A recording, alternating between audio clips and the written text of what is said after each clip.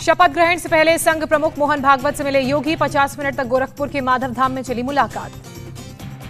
योगी ने संघ प्रमुख को शपथ ग्रहण में आने का न्योता दिया। लखनऊ के इकाना स्टेडियम में 25 मार्च को दोबारा सीएम पद की शपथ लेंगे योगी आदित्यनाथ। उत्तर प्रदेश के अपर मुख्य सचिव नवनीत सहगल ने तैयारियों का लिया जायजा। 25 मार्च को सीएम पद की शपथ लेंगे योगी आदित्यनाथ। पार्टी में अपनी भूमिका पर बोले यूपी के बीजेपी नेता दिनेश शर्मा का कि संगठन जो जिम्मेदारी देगा निभाऊंगा। मणिपुर, गोवा और उत्तराखंड के कार्यवाहक मुख्यमंत्रियों के साथ गृहमंत्री अमित शाह ने अपने घर पर की बैठक। मीटिंग में बीजेपी के राष्ट्रीय अध्यक्ष जेपी नड्डा भी शामिल हुए। सरकार गठन को लेकर चर्चा हुई। उत्तराखंड में सीएम फेस को लेकर कवायद शुरू। सोमवार को विधायक दल की बैठक संभव। उत्तराखंड बीजेपी अध्यक्ष मदन कौशिक का बयान, 2 से 3 दिन में तय होगा शपथ ग्रहण का कार्यक्रम। मदन कौशिक ने जताई उम्मीद, पीएम मोदी, जेपी नड्डा समेत कई राज्यों के मुख्यमंत्री शपथ ग्रहण में होंगे शामिल।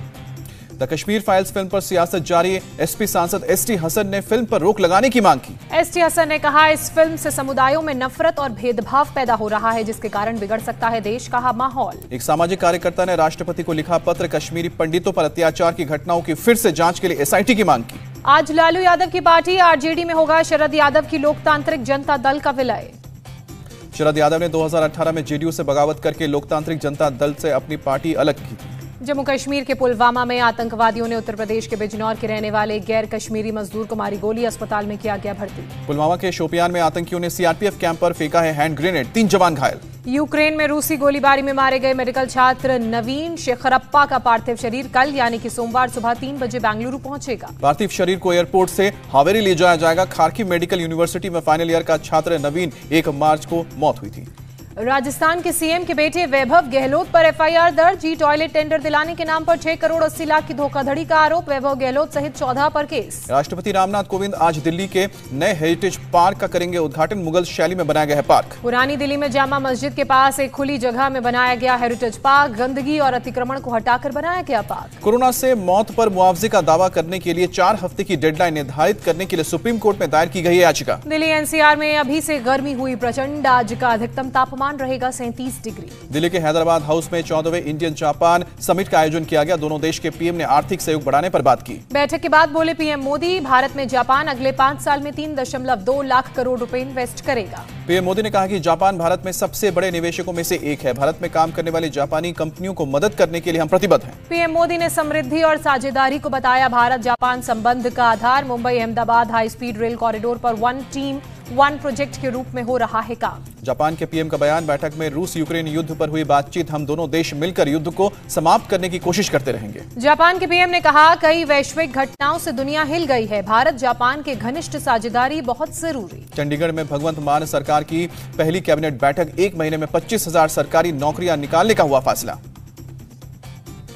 बैठक के बाद सीएम मान ने बताया, पुलिस में निकलेंगी 10,000 नौकरियां, 15,000 नौकरियां दूसरे सरकारी विभागों में। अरविंद केजरीवाल ने मान कैबिनेट के पहले फैसले के लिए बधाई दी। कहा कि लोगों को बेहद खुशी होगी, उन्होंने सही सरकार चुनी। अकाली नेता दलजीत सिंह चीमा का मान कैबिनेट फैसले पर तंज। कहा, पहले भी कई ऐलान हुए, मंजूरी भी मिली, लेकिन अमल में नहीं लाया गया। कुलदीप सिंह धालीवाल ने कहा कि भगवंत मान ने दी है बड़ी जिम्मेदारी, पूरे मन से लोगों के हित में काम करेंगे। मान सरकार में मंत्री बने हरजोत सिंह बैंस ने किया वादा, हम दिन रात ईमानदारी से यहां काम करेंगे। शपथ के बाद बोले ब्रह्मशंकर जिम्पा, हमारे पास एक जर्जर पंजाब, बदलाव जरूर लाएंगे। डॉक्टर अनमोल रतन सिद्धू पंजाब के एडवोकेट जनरल नियुक्त किए गए। अनमोल रतन ने तुरंत प्रभाव से पदभार ग्रहण किया। गोरखपुर में निकले विजय जुलूस में बोले योगी आदित्यनाथ, यूपी के लोगों ने एक बार फिर से राष्ट्रवाद और सुशासन की सरकार चुनी। 4 राज्यों में बीजेपी की जीत के बाद संघ प्रमुख मोहन भागवत का पहला उत्तर प्रदेश दौरा। गोरखपुर में 4 दिन रुकेंगे। 22 मार्च को कार्यकर्ताओं के परिवार से मुलाकात करेंगे। यूपी बीजेपी ने जारी किए एमएलसी उम्मीदवारों की लिस्ट। पहले चरण के 30 प्रत्याशियों के नाम घोषित किए गए। पहले चरण के लिए 21 मार्च तक होगा नामांकन। दूसरे दल से आए और चुनाव हारे प्रत्याशियों को भी बीजेपी देगी मौका। योगी आदित्यनाथ ने सभी एमएलसी उम्मीदवारों को बधाई दी। कहा कि विजय सुनिश्चित है। ओम प्रकाश राजभर ने बीजेपी में शामिल होने की खबरों को गलत बताया। कहा, ना मैं दिल्ली गया, ना अमित शाह से मिला। ओम प्रकाश राजभर की 2 टूक, मैं अखिलेश के साथ हूं, आगे भी रहूंगा, समाजवादी पार्टी के साथ 2024 की तैयारी में जुटा हूं। राजभर ने बताया, स्थानीय निकाय चुनाव की तैयारी में लगा हूं। सपा गठबंधन के उम्मीदवारों को जिताने में जुटे हैं। सपा प्रमुख अखिलेश यादव नए विधायकों के साथ 26 मार्च को करेंगे बैठक। मौजूदा एमएलसी भी होंगे बैठक में शामिल। एआईएमआईएम नेता इम्तियाज जलील ने की एनसीपी नेता राजेश टोपे से मुलाकात। आगामी चुनावों के लिए गठबंधन का दिया ऑफर। इम्तियाज ने कहा कि बीजेपी को हराने के लिए कुछ भी कर सकते हैं। एनसीपी और कांग्रेस के साथ गठबंधन को तैयार। इम्तियाज जलील ने कहा, एआईएमआईएम पर लगता है बीजेपी की बी टीम होने का आरोप, इसलिए दे रहे हैं गठबंधन का ऑफर। इम्तियाज के ऑफर पर पर बोले शिवसेना सांसद संजय राउत, मुलाकात का मतलब गठबंधन नहीं है, एआईएमआईएम और बीजेपी के बीच गुप्त गठबंधन है। महाराष्ट्र एनसीपी चीफ जयंत पाटिल का बयान, एआईएमआईएम को साबित करना होगा कि वो हमारी विचारधारा से सहमत है। बीजेपी नेता देवेंद्र फडणवीस ने कहा कि एआईएमआईएम के एनसीपी और कांग्रेस के साथ गठबंधन से नहीं पड़ता फर्क, देखना है शिवसेना और एआईएमआईएम कैसे आते हैं साथ। शिवसेना के सांसद करेंगे 22 से 24 मार्च के बीच मराठावाड़ा और विदर्भ का दौरा, संगठन को मजबूत करने के लिए पदाधिकारियों से मुलाकात करेंगे। राज्यसभा में दूसरी बार नामांकित करने के लिए भूपेन बोरा ने सोनिया गांधी का जताया आभार, कहा कि हम जीतेंगे। बालीगंज से बीजेपी उम्मीदवार केया घोष ने कहा, हम हत्या का खेला होबे नहीं चाहते, लोकतांत्रिक खेला होबे चाहते हैं। बालीगंज से सीपीएम उम्मीदवार शायरा शाह हलीम ने कहा कि सांप्रदायिक राजनीति खत्म करने के लिए लड़ रही हूं चुनाव। इजराइल के पीएम नेफ्ताली बेनेट अप्रैल के पहले हफ्ते में आएंगे भारत इजराइल के बीच राजनयिक संबंधों के 30 साल पूरे होने पर पीएम मोदी ने दिया है न्योता, पहली बार आएंगे भारत। हरिद्वार के देव संस्कृति विश्वविद्यालय में दक्षिण एशिया शांति और सुलह संस्थान का उद्घाटन उपराष्ट्रपति ने शुरुआत की। उपराष्ट्रपति वेंकैया नायडू का बयान, भारत शांति की भूमि है, हमारे सनातन आदर्शों में विश्व शांति और कल्याण की है कामना। उपराष्ट्रपति वेंकैया नायडू ने नई शिक्षा नीति का भी बताया उद्देश्य, कहा कि शिक्षा का भारतीकरण होगा। गृहमंत्री अमित शाह ने सीआरपीएफ दिवस पर जम्मू कश्मीर में शहीदों के घर वालों को सम्मानित किया, कहा समर्पण भाव से सेवा जारी रखेंगे जवान। सीआरपीएफ के कार्यक्रम में हिस्सा लेने के बाद कठुआ पहुंचे अमित शाह, महानपुर में प्रस्तावित उच्च सुरक्षा जेल के स्थल का निरीक्षण किया। अमित शाह ने राजभवन में एलजी मनोज सिन्हा के साथ सुरक्षा को लेकर की समीक्षा बैठक, कई अधिकारी बैठक में रहे शामिल। सेना के लिए जोजिला पास को फिर से खोला गया, बर्फबारी की वजह से 73 दिनों तक बंद रहा। कर्नाटक कांग्रेस नेता रहमान खान का बयान, भारत विविधताओं वाला देश, पाठ्यक्रम में गीता शामिल करना गलत नहीं। कांग्रेस नेता रहमान खान ने कहा कि छात्रों को सभी धार्मिक पुस्तक पढ़ाई जानी चाहिए, सिर्फ गीता ही धर्म और भारतीय कल्चर के बारे में नहीं बताता। कर्नाटक के सीएम बसवराज बोम्मई की दो टूक, चर्चा के बाद ही स्कूलों के पाठ्यक्रम में गीता को किया जाएगा शामिल। केंद्रीय मंत्री प्रहलाद जोशी ने कहा कि भगवद गीता हमें नैतिकता सिखाता है, समाज के प्रति जिम्मेदारी का कराता है एहसास। भोपाल के रायसेन से बच्चों का मामूली विवाद खूनी संघर्ष में तब्दील हुआ, राजू नाम के शख्स की मौत, करीब 38 लोग घायल। हमीदिया अस्पताल में घायलों का चल रहा है इलाज, हिंसा वाले इलाके की इंटरनेट सेवा रोकी गई। मध्य प्रदेश के मुख्यमंत्री शिवराज सिंह चौहान ने हमीदिया अस्पताल में घायलों का हालचाल जाना, कहा सभी का मुफ्त इलाज होगा। सीएम शिवराज सिंह चौहान ने कहा कि दोषियों को किसी कीमत पर नहीं बख्शा जाएगा, कड़ी से कड़ी कार्रवाई होगी। हिंसा में मारे गए राजू के परिजन को 5 लाख रुपए की आर्थिक सहायता देगी मध्य प्रदेश सरकार, गंभीर रूप से घायलों को 2-2 लाख का मुआवजा। एमपी के मंदसौर में कथित रूप से एक नाबालिग की रेप और हत्या का मामला, घटना की जांच के लिए भेजे जाएंगे अधिकारी। पंजाब में कबड्डी खिलाड़ी संदीप सिंह की हत्या का मामला, पुलिस ने 4 लोगों को किया गिरफ्तार। महिला सुरक्षा को लेकर तिरुवनंतपुरम में पुलिस मुख्यालय के बाहर महिला कांग्रेस कार्यकर्ताओं का प्रदर्शन। आंध्र प्रदेश सरकार के खिलाफ विजयवाड़ा में टीडीपी कार्यकर्ताओं का प्रदर्शन, अवैध शराब कारोबार को रोकने की मांग। हैदराबाद में अवैध गुटखा का व्यापार करने वाले गिरोह का भी भंडाफोड़ हुआ, 2 तस्कर गिरफ्तार किए गए। गुवाहाटी में यूएलएफए के एक सहयोगी को पुलिस ने गिरफ्तार किया, ठेकेदारों से वसूली और नए कैडर की भर्ती में करता था सहयोग। बंगाल के बीरभूम में 2 तस्कर गिरफ्तार, प्रतिबंधित कफ सिरप के 40 बॉक्स जब्त किए गए। उत्तर प्रदेश के सीतापुर में पुलिस ने चेकिंग के दौरान 5 बदमाशों को गिरफ्तार किया, कई अवैध हथियार भी बरामद किए। सहारनपुर के ठकेदी में मारपीट के दौरान हत्या का मामला सामने आया, पुलिस ने 7 लोगों को गिरफ्तार किया।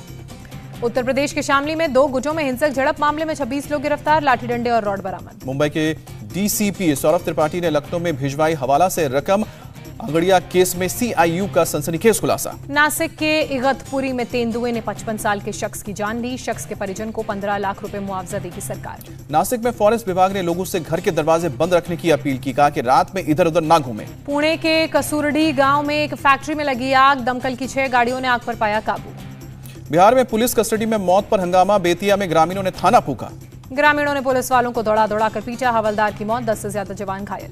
हालात पर काबू पाने के लिए पुलिस ने हवाई फायरिंग भी की, प्रदर्शनकारियों ने मुख्य मार्ग को जाम कर यातायात ठप किया। घटना के बाद पूरे इलाके को पुलिस छावनी में तब्दील किया गया, बीती देर शाम तक होता रहा हंगामा। यूपी के बुलंदशहर में होली के दिन डीजे पर डांस करने को लेकर 2 पक्षों में विवाद हुआ, जमकर पथराव का वीडियो सोशल मीडिया पर वायरल होने के बाद पुलिस ने उस वीडियो के आधार पर 20 लोगों की गिरफ्तारी की। हैदराबाद के बंजारा हिल्स में होटल के लिफ्ट के गड्ढे में गिरकर डॉक्टर की मौत, परिवार ने होटल के अधिकारियों के खिलाफ केस दर्ज कराया। पुलिस ने संदिग्ध मौत का मामला दर्ज कर जांच शुरू की, शव को पोस्टमार्टम के बाद परिजनों को सौंपा। पश्चिम बंगाल के रानाघाट से बीजेपी सांसद जगन्नाथ सरकार पर हमला, बोले द कश्मीर फाइल्स फिल्म देखकर लौट रहा था, काम पर फेंका कार पर फेंका गया बम। जगन्नाथ सरकार ने कहा हमले में हम बाल बाल बचे। पुलिस 10 मिनट के बाद मौके पर पहुंची। केरल में चीन के अलग अलग विश्वविद्यालयों में पढ़ने वाले मेडिकल छात्रों का सचिवालय के बाहर प्रदर्शन हुआ। सरकार से प्रैक्टिकल मान्यता देने की मांग की गई है। उत्तर प्रदेश के मथुरा में लोगों ने हुरंगा होली मनाई, जमकर उड़े रंग और गुलाल। पंजाब के आनंदपुर साहिब में मनाया गया होला मोहल्ला, भारी तादाद में जुटी लोगों की भीड़। मणिपुर के इम्फाल में योशांग उत्सव मनाया गया। कोरोना महामारी की वजह से 2 साल बाद मनाया गया उत्सव। मैदानी इलाकों में तापमान बढ़ने से पर्यटक कर रहे हैं शिमला का रुख। सड़कों पर भारी तादाद में दिखी भीड़। फरीदाबाद में सूरजकुंड अंतर्राष्ट्रीय शिल्प मेला शुरू हुआ। चौपाल समेत सभी पुरानी परंपराओं को दर्शाया गया।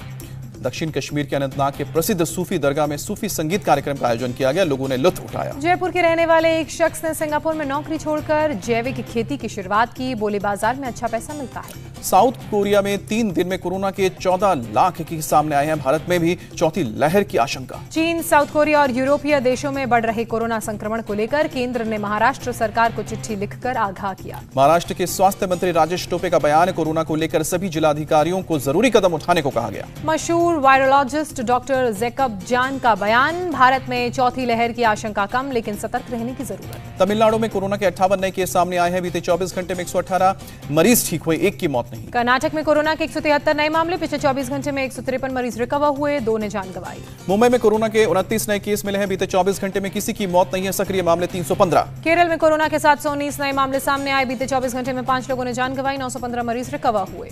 मिजोरम में कोरोना के 234 नए केस सामने आए हैं। बीते 24 घंटे में किसी की मौत नहीं। रूसी रक्षा मंत्रालय ने शेयर की यूक्रेन पर हमले की तस्वीर। फाइटर के कॉकपिट से बनाया बमबारी का वीडियो। रूसी वायुसेना ने यूक्रेन की सड़कों पर दौड़ रहे टैंकों और मिलिट्री गाड़ियों की तस्वीर भी जारी की। रूस की सेना का बड़ा दावा। यूक्रेन में आधुनिक हाइपरसोनिक मिसाइल किंजल से किया हमला। यूक्रेन के दक्षिण पश्चिम इलाके में किया हमला। रूस ने लड़ाई में पहली बार यूक्रेन के खिलाफ हाइपरसोनिक मिसाइल का इस्तेमाल किया। मिसाइल ने टारगेट को हिट किया। रूसी रक्षा मंत्रालय के प्रवक्ता ने कहा मिसाइल ने यूक्रेन की सेना के अंडरग्राउंड हथियार डिपो को तबाह किया। रूस ने किसी लड़ाई में पहली बार किंजल मिसाइल का इस्तेमाल किया है। रूस ने मिसाइल को मिग-31 के लड़ाकू विमान से तैनात किया। यूक्रेन के चार्कोव में रूसी एयरफोर्स की भारी बमबारी। आग का गोला बनी इमारत। दक्षिण यूक्रेन में सैन्य ठिकानों पर रूस का हमला, दर्जनों लोगों की मौत। अमेरिका के रक्षा सचिव ने यूक्रेन पर रूस के हमले की निंदा की। रूसी हमले को क्रूरता बताया। यूक्रेन की पुलिस अधिकारी अमेरिका और फ्रांस के राष्ट्रपति से अपील, हमें लड़ाई के लिए जल्द से जल्द आधुनिक हथियार और ये डिफेंस सिस्टम दें। पुलिस अधिकारी जो बाइडेन और इमैनुअल मैक्रोन से अपील करते नजर आए। कहा आपने हमें मदद का भरोसा दिया, लेकिन हमें जो मिला वो काफी नहीं। मारिउपोल के अधिकारी ने कहा कि हमारे शहर के आम नागरिकों की रक्षा करें। पीड़ितों में महिलाएं, बच्चे और बूढ़े भी शामिल। पुलिस अधिकारी ने जो बाइडेन और इमैनुअल मैक्रोन से कहा हमारा शहर सीरिया बनने की कगार पर है। शहर की इमारतें नष्ट हो गई हैं। यूक्रेन के लवीव में आम नागरिक ले रहे हैं युद्ध की ट्रेनिंग, हथियार चलाना और फर्स्ट एड का ले रहे हैं प्रशिक्षण। बेलारूस के स्थानीय लोगों का दावा। यूक्रेन में रूसी सैनिकों की मौत की संख्या को छिपाया जा रहा है। रात में ट्रेन में भरकर ले जाए जा रहे हैं रूसी सैनिकों के शव। यूक्रेन के मारिउपोल में लोगों को खाना पानी और सुरक्षित निकालने की मांग को रूसी सेना ने खारिज किया। मानुषी और मेलेकिन में छिपे हैं हजारों लोग। यूक्रेन पर रूस के हमले को लेकर संयुक्त राष्ट्र मानवाधिकार की रिपोर्ट। युद्ध में अब तक 64 बच्चों सहित 847 लोगों ने जान गंवाई, 1399 लोग घायल। पोलैंड से वापस यूक्रेन के लवीव लौटी यूक्रेनी महिला कहा कि मैं एक सिपाही हूं, देश की खातिर लड़ूंगी। पोलैंड में काम करती है महिला। भारत की मिशनरीज ऑफ ट्रस्ट की कई नन यूक्रेन में युद्ध पीड़ितों की कर रही हैं मदद। एमओसी की सिस्टर जोसेफ बोली हमारी 5 बहनें कीव में लोगों की कर रही हैं सेवा। पोलैंड की राजधानी वार्सा में लंबी लाइनों में लगे यूक्रेन से आए शरणार्थी पोलैंड में रहने के लिए आईडी मिलने का कर रहे हैं इंतजार। रोम की वेटिकन चाइल्ड अस्पताल पहुंचे पोप फ्रांसिस। यूक्रेन से आए बच्चों के इलाज को लेकर डॉक्टर से बातचीत की। पोप फ्रांसिस बच्चों से जाकर मुलाकात किए, बच्चों को दिए चॉकलेट। पोप ने बच्चों से बात करके जल्द ठीक होने का आशीर्वाद भी दिया। यूक्रेन में रुके लोगों की मदद के लिए काम कर रही कई संस्थाएं राशन और खाने पीने का सामान लेकर शेल्टर और अंडरग्राउंड रह रहे लोगों तक पहुंचाया जा रहा है। यूक्रेन के कीव में रूसी हमले में बर्बाद हुई इमारतें, कई लोग बेघर हुए। हमले में घरों के मिटे नामो निशान। यूक्रेन के कीव में शाम ढलते ही आसमान में छाया धुएं का गुबार। एसोसिएटेड प्रेस के मुताबिक शहर में उत्तर पश्चिम इलाके में उठ रहा है धुआं। यूक्रेन के मारिउपोल से लगातार रेस्क्यू जारी। करीब 800 लोगों को सुरक्षित बाहर निकाला गया। सभी लोगों को एक स्कूल में रखा गया है। यूक्रेन के चार्कोव में अमेरिकी नागरिक की मौत, अपने साथी की मदद के लिए यूक्रेन में रुके थे। यूक्रेन के मारिउपोल के रिहायशी इलाके में रूस का हमला जारी। भारी तबाही, 80% इमारतें बन चुके खंडर। नॉर्वे में अमेरिका का एक मिलिट्री विमान क्रैश हुआ, 4 अमेरिकन की मौत। अविश्वास प्रस्ताव पर मतदान से पहले सेना की शरण में पहुंचे पाकिस्तानी पीएम इमरान खान। 4 असंतुष्ट सांसदों को जारी किया नोटिस। इमरान खान को लेकर विपक्षी दलों का दावा, इस बार इमरान की रणनीति नहीं होगी कामयाब। पाकिस्तानी सेना बनी तटस्थ। लक्ष्य सेन की ऐतिहासिक जीत। 21 साल बाद कोई भारतीय ऑल इंग्लैंड बैडमिंटन टूर्नामेंट के फाइनल में पहुंचा। लक्ष्य सेन ने 3 गेम में जीता मुकाबला, सेमीफाइनल में मलेशियाई खिलाड़ी को हराया। प्रकाश पादुकोणे और पुलेला गोपीचंद ही जीत पाए हैं ये टूर्नामेंट। गोपीचंद ने 2001 में जीता था खिताब। ऑल इंग्लैंड बैडमिंटन टूर्नामेंट के फाइनल में पहुंचने वाले लक्ष्य चौथे भारतीय पुरुष खिलाड़ी बने। आईसीसी महिला वर्ल्ड कप के सेमीफाइनल में जगह बनाने वाली पहली महिला टीम बनी है ऑस्ट्रेलिया। भारत को 3 गेंद रहते 6 विकेट से हराया। भारतीय महिला टीम की रहा मुश्किल, सेमीफाइनल में पहुंचने के लिए बांग्लादेश और दक्षिण अफ्रीका दोनों को हराना जरूरी। कप्तान मिताली राज ने फील्डर्स पर फोड़ा हार का ठीकरा, बोली कि फील्डर्स ने गेंदबाजों का साथ नहीं दिया। पॉइंट्स टेबल में टीम इंडिया नंबर 4 पर, 22 मार्च को बांग्लादेश से होगी भिड़ंत। भारत की पूजा वस्त्रकार ने महिला विश्व कप में लगाया सबसे लंबा छक्का, 81 मीटर छक्का लगाकर स्मृति मंधाना का रिकॉर्ड तोड़ा। 200 वनडे मैच खेलने वाली दुनिया की दूसरी महिला क्रिकेटर बनी झूलन गोस्वामी, टीम ने स्पेशल कैप देकर सम्मानित किया। एशिया कप की तारीखों का ऐलान, इस साल अगस्त और सितंबर में होगा आयोजन। भारत पाकिस्तान में भी होगा मुकाबला, श्रीलंका करेगा टूर्नामेंट की मेजबानी। बीसीसीआई सचिव अजय शाह का कार्यकाल बढ़ाया गया, 2024 तक बने रहेंगे एशियन क्रिकेट काउंसिल के अध्यक्ष। बांग्लादेश ने साउथ अफ्रीका को पहले वनडे में 38 रनों से हराया, 3 मैचों की सीरीज में 1-0 से आगे। शाकिब अल हसन बने प्लेयर ऑफ द मैच, 64 गेंदों में 77 रन बनाए। एशिया कप आर्चरी टूर्नामेंट के पहले राउंड में भारत का शानदार प्रदर्शन, 2 गोल्ड 6 सिल्वर मेडल जीते। ऑस्ट्रेलियाई क्रिकेटर ग्लेन मैक्सवेल ने रची शादी, भारतीय मूल की विनी रमन संग शादी की। 21 मार्च से मिल सकती है आईपीएल की टिकट, वानखेड़े स्टेडियम में चेन्नई और केकेआर के बीच खेला जाएगा 26 तारीख को पहला मुकाबला। अक्षय कुमार की बच्चन पांडे का बॉक्स ऑफिस पर चला जादू, पहले दिन 13 करोड़ 25 लाख कमाए। रांची में होली के जश्न पर मधुमक्खियों का डंक, आईजी आवास पर होली मना रहे पुलिसकर्मियों को भागना पड़ा। अचानक हुए मधुमक्खियों के हमले से मची अफरा तफरी, आवासीय परिसर में चला रहा था गाना बजाना। होली पर एसिड अटैक, बिहार के नालंदा में युवक की तेजाब डालकर उसे मारा गया, लोगों ने पुलिस की टीम पर हमला किया। इंडिया टीवी हर वक्त हर जगह डाउनलोड करने के लिए सर्च करें India TV news Google play store या ऐप स्टोर पर।